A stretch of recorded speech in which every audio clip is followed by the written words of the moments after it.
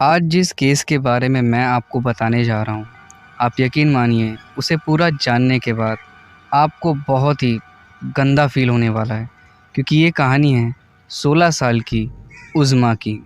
ये कहानी शुरू होती है 2018 से। पाकिस्तान के लाहौर इलाके में मोहम्मद रियाज़ नाम का एक आदमी रहता है। उसकी एक बेटी है जिसका नाम है उज़्मा। मैं यहाँ पर आपको एक बात क्लियर कर दूँ, जिस बेटी के साथ जिसके साथ ये सारा कांड हुआ, जिसका नाम है उज़्मा, मैं उसकी बात कर रहा हूँ। इस मोहम्मद रियाज़ के और भी कोई बच्चे हैं या नहीं हैं, इसकी जानकारी मुझे नहीं मिली। तो हम फ़िलहाल अभी जो बात करेंगे वो उज़्मा के बारे में करेंगे। इसकी कहानी जान के आपकी रूह कांप जाएगी। तो आप इस कहानी को ध्यान से सुनिएगा, एकदम सच्ची घटना है। इस वीडियो के दौरान मैं आपको एक ऐसा वीडियो दिखाऊंगा जिसे देखने के बाद आप खुद बोलेंगे कि यह क्या हाल कर दिया है इस छोटी सी 16 साल की लड़की का। पाकिस्तान के लाहौर इलाके में मोहम्मद रियाज़ नाम का एक व्यक्ति रहता है जो कि सिक्योरिटी का काम करता है। उसकी आर्थिक स्थिति बहुत ख़राब है। परिवार का पालन पोषण करने में उसे काफ़ी कठिनाइयाँ होती हैं।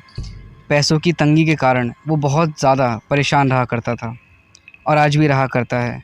अब होता ऐसा है कि अप्रैल 2018 में महरूक नाम की एक औरत अपनी बेटी आइमा के साथ इनके घर आती है और उससे बोलती है कि मुझे एक काम वाली की ज़रूरत है, यानी कि एक मेड की ज़रूरत है। तुम्हारी जो बेटी है वो अगर हमारे घर पे काम करेगी तो मैं उसके लिए तुम्हारे को हर महीने का 4000 रुपये दिहाड़ी या तनख्वाह उसकी दे दूँगी।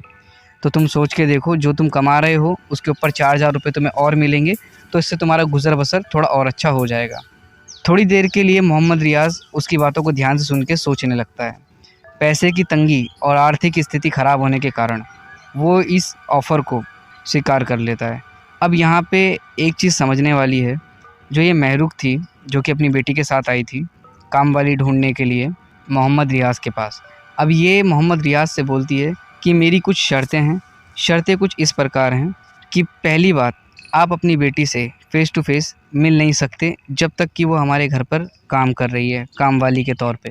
दूसरा, जिस समय इसकी तनख्वाह देने का टाइम आएगा, यानी कि महीने के आखिरी में, हम आपको अपने गेट पर बुलाएंगे।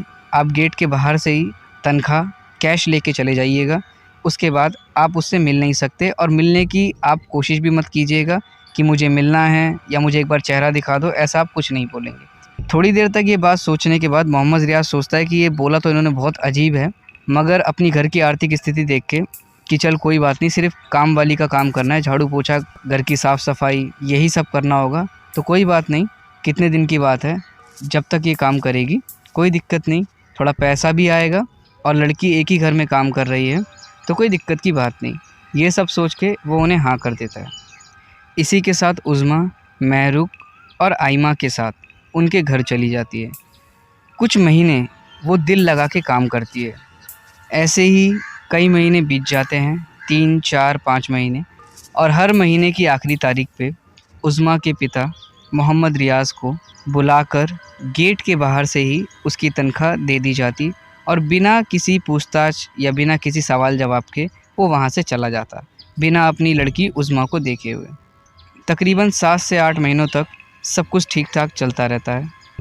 जो औरत जिसका नाम मैंने आपको बताया महरूक, और उसकी बेटी आइमा, ये जो दोनों औरतें हैं, ये जब आई थी मोहम्मद रियाज़ के पास उसकी बेटी को काम वाली का काम देने, तकरीबन 7.5 से 8 महीने के बाद ये पास ही के एक थाने में कंप्लेंट करती है कि जो हमारी घर की नौकरानी है, जो नौकरानी थी मतलब उज़्मा, वो हमारे घर से काफ़ी कीमती सामान और पैसे गहने चुरा के फ़रार हो चुकी है। अभी वो कहाँ है हमें नहीं पता, आप हमारी कंप्लेंट दर्ज कीजिए।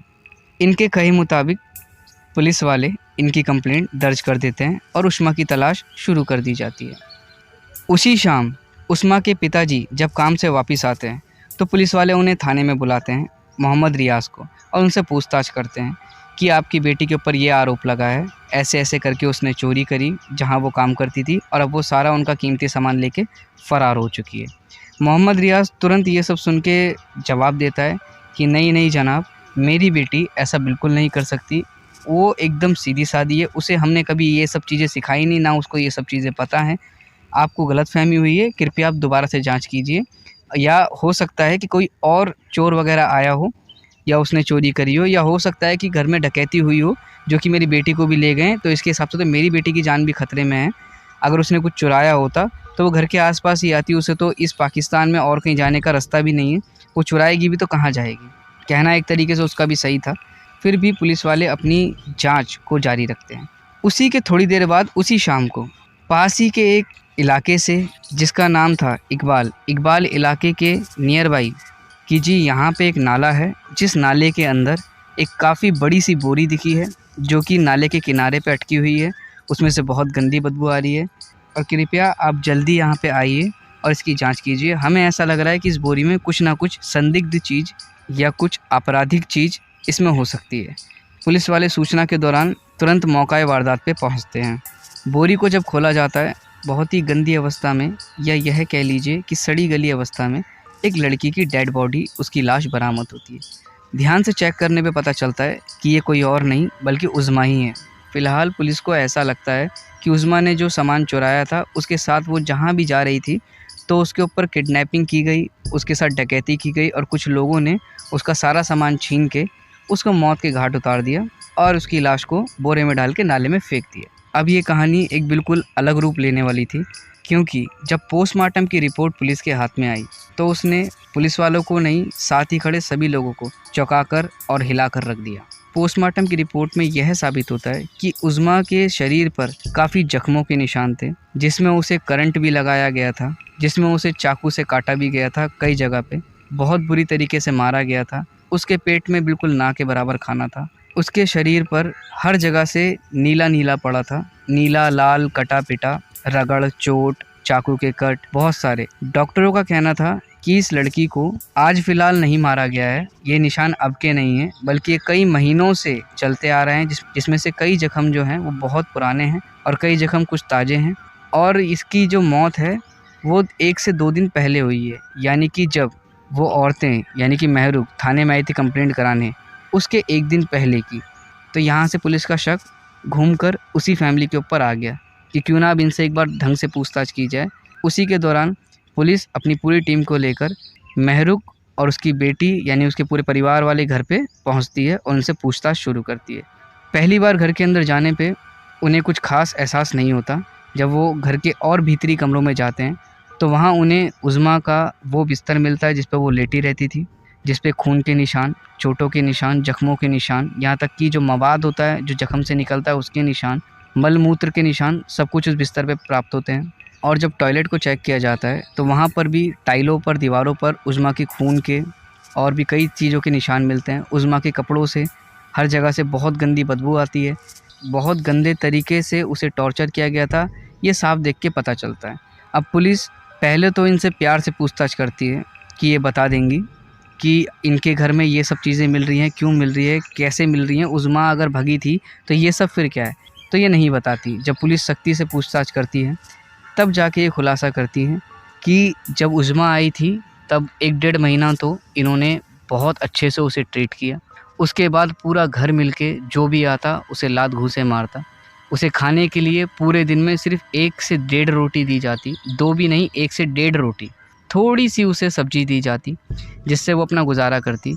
उसे सोने के लिए बिस्तर भी नहीं दिया जाता, उसे सीधा टॉयलेट में सुला दिया जाता और पानी भी नहीं दिया जाता। वो टॉयलेट का पानी पीकर ही ज़िंदा थी। खाना जब इनका मन होता तो देते, नहीं मन होता नहीं देते।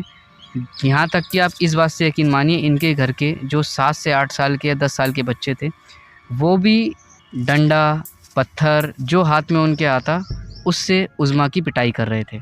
ठीक है? तो ये पूरी खुली छूट दी गई थी उन्हें, उन बच्चों को, यहाँ तक कि हर घर के परिवार के हर सदस्य को, कि जितना मन आए अपना सारा गुस्सा इस लड़की पे उतारो। हमें एक ऐसा गुड्डा-गुड़िया मिल गया है जिसको हम मारेंगे भी तो ये कुछ आवाज़ करने वाला है नहीं। तो तकरीबन साढ़े 6 महीने या 7 महीने में इन्होंने बहुत ही गंदी हालत उसकी कर दी। इसका कोई रीज़न नहीं था, उस लड़की ने कुछ नहीं बिगाड़ा इनका। वो सिर्फ़ यहाँ पे काम करने आई थी। जैसा इन्होंने बोला उसने हर वो काम किया। कभी वो घर से बाहर नहीं निकली। जो खाना इन्होंने दिया वो उसने खाया। कभी किसी से कोई ऊँची आवाज़ में बात नहीं करी।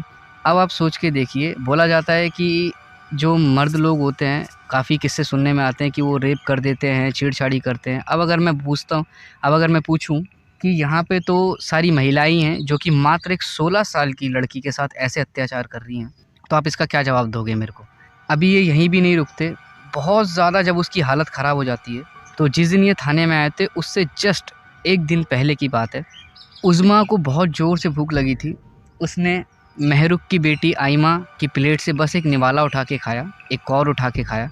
यह देख के महरुख को बहुत ज़्यादा गुस्सा आया। उनने एक बहुत ज़्यादा भारी, जिसका तकरीबन वज़न जहाँ तक मेरे को सुनने में आया है, उसका वज़न तकरीबन 4.5 से 5 किलो था, पतीला एक है, जो उसने उसके सर पे बहुत ज़ोर से मारा। इंटरनल ब्लीडिंग होने के कारण, पूरी रात इंटरनल ब्लीडिंग होने के कारण इन्होंने सुबह उसे ट्राई किया बाथरूम से निकाल के, थोड़ा-वोड़ा कुछ खाना खा लेगी तो शायद बच जाएगी, बट बहुत ज़्यादा इंटरनल ब्लीडिंग होने के कारण ये उसे नहीं बचा पाए। उसकी मौके पर ही मौत हो गई। और मौत होने के बाद पहले इन्हें समझ नहीं आया कि क्या करना है, ये काफ़ी घबराए।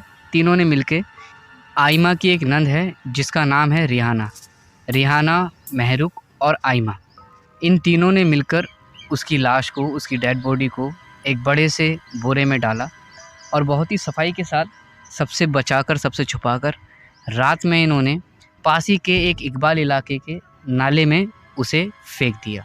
और यहीं से वो बॉडी वहाँ के रहने वालों को मिलती है, जो कि पुलिस को खबर करते हैं। और क्योंकि पहले से ही ये अपने जाल में फंस चुकी थी कंप्लेंट करने के बाद, तो ये पूछताछ होने के बाद सारे सबूतों को मद्देनज़र रख के इनको पुलिस अरेस्ट कर लेती है। अभी तक इन्हें क्या सज़ा मिली, इसका अभी तक नहीं खुलासा हुआ है। तो ये थी पाकिस्तान के लाहौर शहर के उज़्मा की कहानी। यहाँ पे मुझे एक चीज़ थोड़ी सी खटकी, कितनी भी गरीबी थी, जब आपको पता था कि आपके पास गरीबी, आपको बच्चे पालने हैं, तो आप हर हाल में बच्चे पालते हैं। जब सामने से इंसान बोल रहा है कि आप अपनी बेटी से मिल नहीं सकते, उससे देख नहीं सकते, तभी समझ जाना चाहिए था। और इतनी भी क्या पैसे की मजबूरी थी कि मात्र 4000 रुपये के लिए हमेशा के लिए आप अपनी बेटी को किसी और के हवाले कर दें। तो ये चीज़ मुझे गलत लगी, जिसका खामियाजा उसके पिताजी को, मोहम्मद रियाज़ को भुगतना पड़ा। तो आप इस कहानी से क्या समझे और क्या बोलना चाहते हैं मुझे कमेंट में बताएं। मिलते हैं अगली वीडियो में, तब तक के लिए मैं आपसे विदा लेता हूँ। मेरा नाम मनीष ठाकुर है। धन्यवाद।